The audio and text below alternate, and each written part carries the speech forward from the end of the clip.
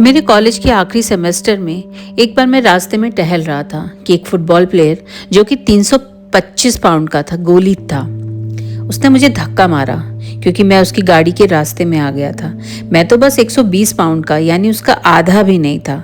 धक्का इतना जोरदार था कि मैं बेहोश होकर फुटपाथ पर ढेर हो गया। और फिर भाई कुछ ऐसा हुआ कि मेरी जिंदगी ही पलट गई। बेहोशी में मुझे लगा जैसे कि मैं किसी दूसरी दुनिया में चला गया। वहां पर मैं एक सुपर क्यूट लड़की से मिला जिसने मेरे दिल की धड़कन बढ़ा दी और चेहरा टमाटर की तरह लाल कर दिया। मैंने उसका पीछा किया कई महीनों तक और रास्ते से उसके कई फालतू बॉयफ्रेंड्स को साइडलाइन किया।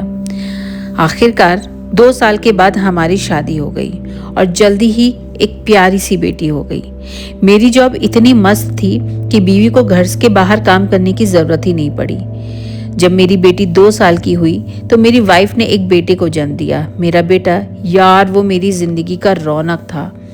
मैं हर सुबह ऑफिस जाने से पहले उसके रूम में जाता, उसे और मेरी बेटी को ढेर सारा प्यार देता।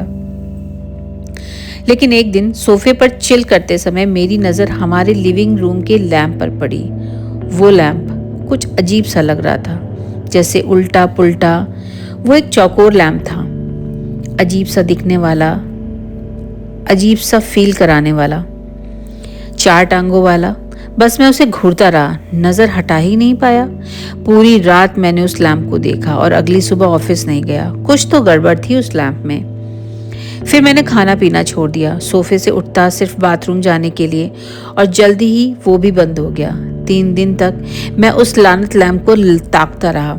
मेरी वाइफ घबरा गई। उसने किसी को बुलाया जो मुझसे बात करे, लेकिन तब तक मेरी दिमागी हालत बिगड़ने लगी थी। वो बच्चों को लेकर अपनी मम्मी के घर चली गई और तभी मुझे जैसे झटका सा महसूस हुआ। एहसास हुआ कि ये लैंप रियल नहीं है, ये घर रियल नहीं है, मेरी वाइफ, मेरे बच्चे, कुछ भी रियल नहीं है। मेरे पिछले 10 साल की जिंदगी एक झूठ थी। लैंप और बड़ा गहरा होने लगा, जैसे सारी दुनिया को निगल रहा हो। सब कुछ लाल दिखने लगा। मुझे चीखें, अजीब अजीब आवाजें सुनाई देने लगी और फिर दर्द, इतना दर्द कि बता नहीं सकता। सबसे पहले मैंने बोला, मेरे दांत गायब हैं, आंखें खाली काली। मैं फुटपाथ पर पीट के बल पड़ा था। चारों तरफ अनजान लोग, कुछ घबराए हुए, मैं पूरी तरह से कंफ्यूज्ड। फिर एक पुलिस वाला आया, मुझे उठाकर घसीटते हुए अपनी गाड़ी के मुंह के बल पटक दिया। मैं अभी भी समझ नहीं पा रहा था कि ये हो क्या रहा है। उसने मुझे हॉस्पिटल पहुंचाया।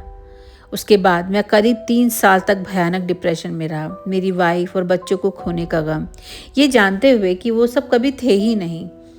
मेरा डर था कि मैं पागल हो रहा हूँ। मैं हर रात रोते रोते सोता, उम्मीद करता कि शायद सपने में मेरी वाइफ को देख लूँ, बच्चे देख लूँ, पर वो कभी नहीं देखी।